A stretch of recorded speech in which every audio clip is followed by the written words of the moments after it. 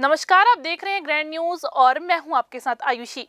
देश एवं प्रदेश भर की तमाम खबरों के साथ अब बढ़ेंगे हेडलाइंस पर। इस हेडलाइंस के प्रायोजक है doctor CV Raman university, be the change.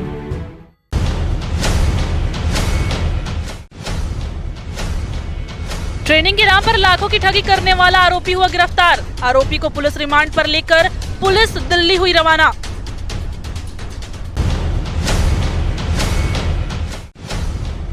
पिता की हत्या का बदला लेने बीच सड़क पर टंगिया से मारकर उतारा मौत के घाट।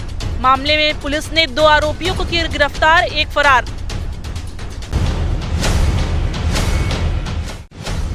विधायक की गिरफ्तारी के मामले ने पकड़ा तूल। लगातार विरोध के प्रदर्शन के साथ अब समाज भी उतरा विरोध में। और छत्तीसगढ़ का पारंपरिक लोक पर्व भोजली का हुआ आयोजन। पारंपरिक वेशभूषा में भोजली विसर्जन करने अरपा के तट पर पहुंची महिलाएं।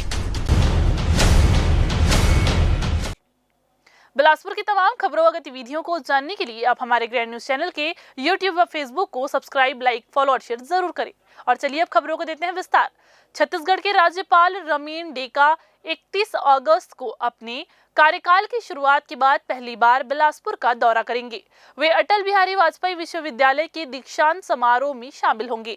आपको बता दें कि इस समारोह में 61 संकाय के विद्यार्थियों को मेडल प्रदान किए जाएंगे। साथ ही 4 मानद उपाधियां और पीएचडी शोधकर्ताओं को सम्मानित भी किया जाएगा। विश्वविद्यालय ने समारोह की तैयारियां भी पूरी कर ली हैं। का विषय होता है दीक्षांत। जब आयोजन होता है विश्वविद्यालय में, स्वाभाविक रूप से अटल बिहारी वाजपेयी विश्वविद्यालय का दीक्षांत समारोह पूरे छत्तीसगढ़ में यादगार होता है। ये हम सभी को विदित है। पूर्व वर्ष भी हम लोगों ने एक भव्य दीक्षांत समारोह का आयोजन किया था, जिसमें छात्रों का उत्साह भी बहुत था। इस बार और उत्साह बढ़ेगा, क्योंकि इस बार पीएचडी के जो शोधार्थी हैं, लगभग 45 के आसपास समझ जाइए, उनको हम लोग प्रशस्ति पत्र देने वाले हैं, उपाधि देने वाले हैं। उसके साथ ही 61 विषयों में हम गोल्ड मेडल देने वाले हैं। उसमें 28 दानदाता के द्वारा भी गोल्ड मेडल दिया जाए। लगभग उसकी संख्या 80 से ऊपर हो जाती है। और भी इसलिए बहुत महत्वपूर्ण हो जाता है कि जिनको मानक उपाधि दी जानी है, उनमें से इसरो के जो चीफ हैं सोमनाथ जी, जिनका नाम पूरे विश्व में है, भारत में, उनको उपाधि दी जानी है।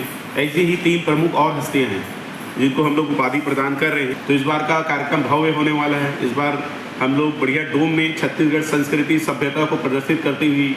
त्योहार का समय खत्म होने के बाद अब फिर से नगर निगम ने अतिक्रमण के खिलाफ अभियान शुरू कर दिया है।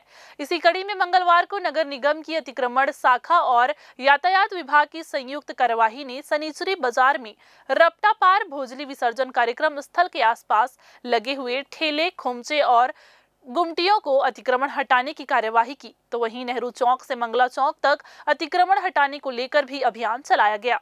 नगर निगम के द्वारा शहर में यातायात व्यवस्था को बनाए रखने के साथ ही अतिक्रमण और अवैध निर्माण के खिलाफ पिछले कुछ समय से लगातार अभियान चलाया जा रहा है, लेकिन उसके बाद भी इस पर रोकथाम होता हुआ नहीं दिख रहा है, जिस पर अब नगर निगम भी सख्त हो रहा है और ऐसे लोगों के खिलाफ ठोस कार्यवाही करने पर विचार कर रहा है। कोटा क्षेत्र के चंडी माता चौक में एक तेज रफ्तार पिकअप द्वारा सड़क किनारे राखी की दुकान में घुस जाने की घटना सामने आई है।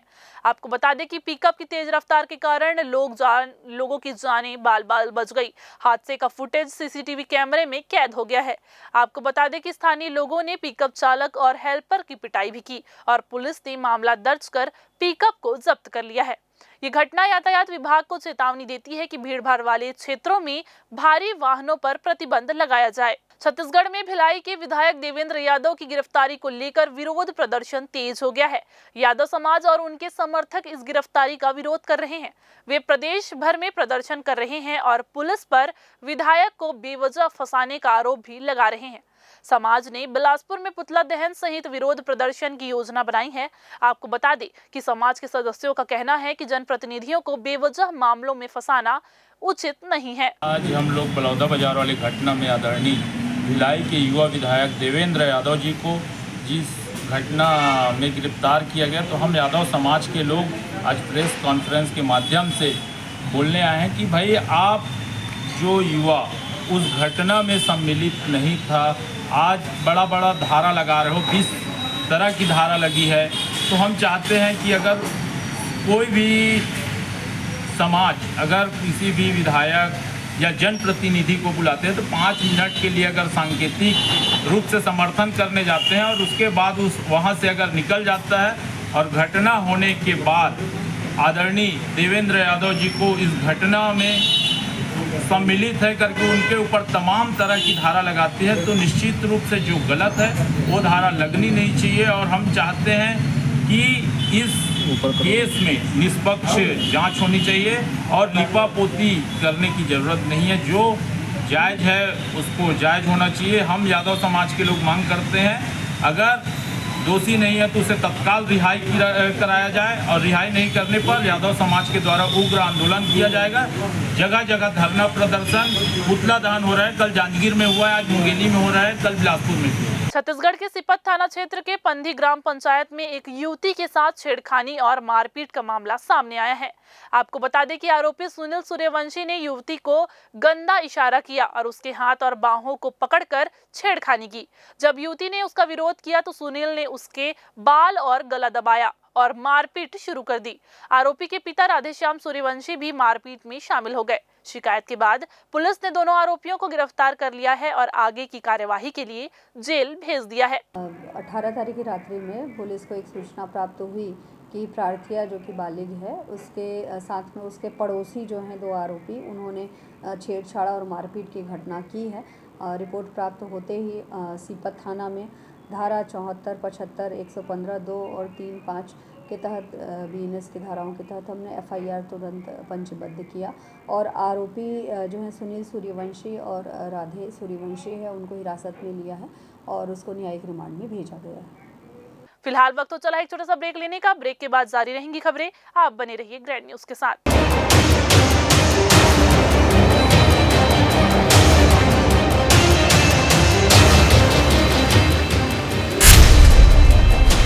Dr. C.V. Raman University offers high-quality education to students, particularly those from difficult geographical areas of central India. The flourishing 70-acre campus boasts of more than 120 state-of-the-art laboratories, smart classrooms, research centers, and a plethora of on-campus facilities that provide easy access. Dr. C.V. Raman University.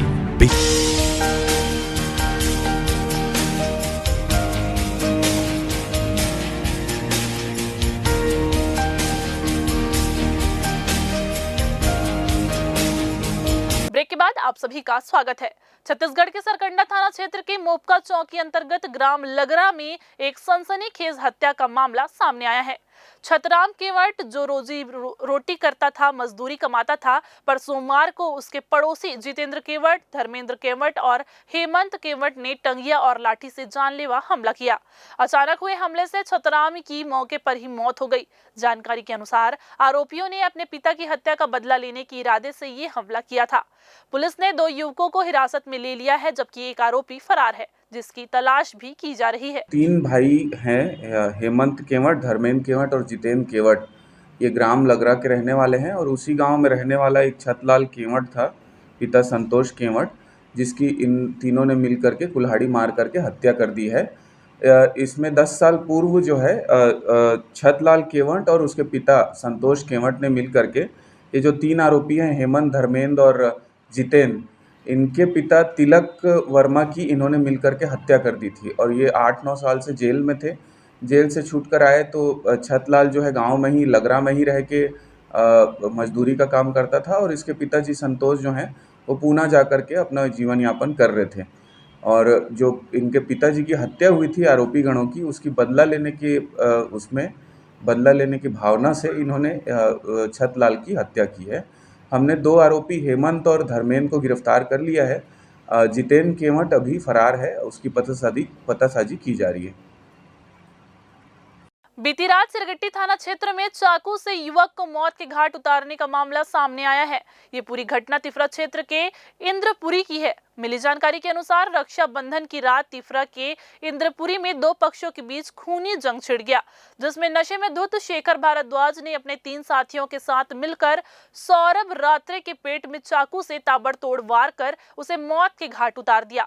मिली सूचना से दोनों पक्षों के परिवार के बीच काफी समय से आपसी रंजिश चल रही थी। रात में आरोपी युवक ने सौरभ रात्रे को बुलाया और बातचीत के दौरान उस पर चाकू से ताबड़तोड़ हमला कर दिया, जिससे उसकी मौके पर ही मौत हो गई।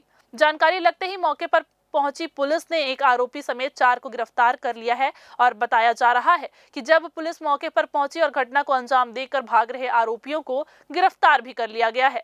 लड़कों के बीच में आपसी जो कि रिश्तेदार ही हैं, उनके बीच में किसी चीज़ को लेकर विवाद हुआ, जिसमें आपस में मारपीट हुई, जिसमें एक लड़के को चोट लगी थी और उसकी हॉस्पिटल में मृत्यु हो गई। इस पर हत्या का अपराध दर्ज कर जो आरोपी हैं उनको गिरफ्तार कर लिया गया है और न्यायिक रिमांड में भेजा जा रहा है। बहुचर्चित छत्तीसगढ़ शराब घोटाले में फंसे सभी आरोपियों की याचिकाओं को हाईकोर्ट ने खारिज कर दिया है। आपको बता दें कि हाईकोर्ट के चीफ जस्टिस रमेश कुमार सिन्हा और जस्टिस रविंद्र अग्रवाल की डिवीजन बेंच ने किया है मामले को खारिज। फैसले के बाद पूर्व IAS अनिल टुटेजा, अरुण पति त्रिपाठी, अनवर ढेबर और विधु गुप्ता सहित सभी आरोपियों की मुश्किलें बढ़ गई है। बहुचर्चित शराब घोटाले में फंसे सभी आरोपियों ने ACB और EOW की FIR को चुनौती देते हुए हाईकोर्ट में याचिका दायर की थी। दरअसल शराब घोटाले को लेकर ACB और EOW ने अनिल टुटेजा, उनके बेटे यश टुटेजा, अनवर ढेबर, विधु गुप्ता, निरंजन दास और AP त्रिपाठी के खिलाफ FIR दर्ज की है। अपने खिलाफ की गई FIR को निरस्त करने की मांग को लेकर सभी आरोपियों ने हाईकोर्ट में अलग अलग याचिकाएं दायर की थी। बीते 10 जुलाई को सभी पक्षों को सुनने के बाद हाईकोर्ट ने मामले में फैसला सुरक्षित रख लिया है, जिस पर आज मंगलवार को फैसला आया है। इसमें हाईकोर्ट ने सभी याचिकाओं को खारिज कर दिया है। शुक्ल पक्ष में मनाया जाने वाला भोजली पर्व मूलतः बहु बेटियों का ही पर्व है। सुहागिन महिलाएं व कुंवारी कन्याएं बांस की टोकरी में मिट्टी भरकर धान, जौ, उड़द बोती है। पहले इसे नागपंचमी के दिन अखाड़ा की मिट्टी लाकर बोया जाता था, लेकिन समय के साथ ही अखाड़ा की परंपरा नहीं रही। आजकल इसे पंचमी से लेकर नवमी तिथि तक सुविधा अनुसार बोते हैं। इसे घर के अंदर छांव में रखा जाता है और इसे श्रावण पूर्णिमा को मनाए जाने वाले पर्व राखी के दिन या इसके दूसरे दिन राखी चढ़ाने के बाद विसर्जित किया जाता है। इसे लगाने के बाद इसमें हल्दी पानी का छिड़काव भी करते हैं, रोज इसकी पूजा भी करते हैं, भोजली गीत गाकर सेवा करते हैं, दीपक भी जलाते हैं। इसे ही हम भोजली का पर्व कहते हैं। विसर्जन गीत देवी गंगा भी गाया जाता है। इसी कड़ी में रक्षाबंधन के दूसरे दिन भोजली के विसर्जन का महत्व है, जिसके मद्देनजर मंगलवार को भोजली विसर्जन का दौर अरपा नदी में देखा गया। युवतियां और महिलाएं अपने सर पर भोजली रखकर अरपा नदी के तट पर पहुंचती रही और भोजली को विसर्जित करती नजर आई। इस दौरान भोजली के गीतों का संग्रह भी पूरे रास्ते भर देखने को मिला। आपको बता दें कि छत्तीसगढ़िया पारंपरिक पहचान कहे जाने वाले भोजली को लेकर हर साल इसी तरह से उत्साह देखने को मिलता है।